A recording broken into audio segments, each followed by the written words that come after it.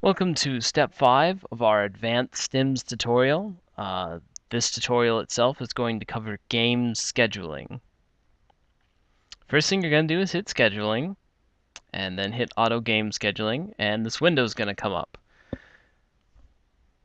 It gives you two options, either to use my local schedule or to use a schedule that's currently on the server data on our machines. Now, what you're going to want to do is use the data on the server, the green text there. You're going to want to click that and use that most of the time, because even if you're working on a laptop, the server data is probably going to be much more accurate than your local schedule.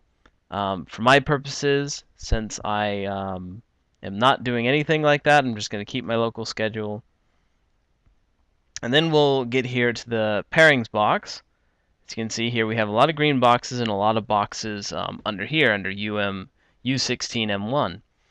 Now, different games, as you see, these games are scheduled because of the green field next to them.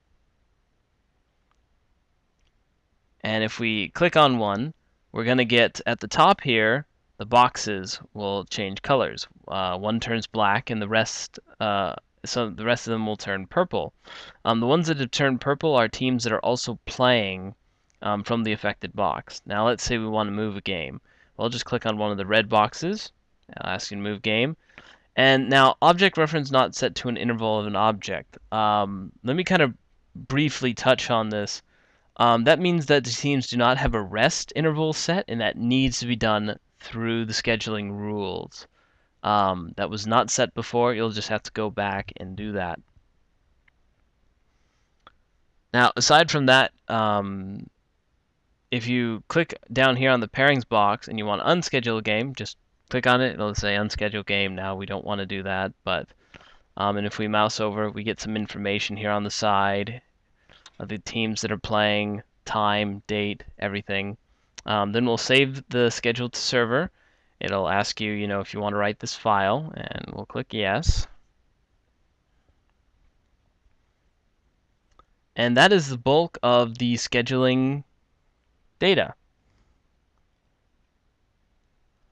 You save the schedule, you have everything set up, and your teams and games are all set up. Essentially, you're done. That's kind of the bulk of the scheduling problem.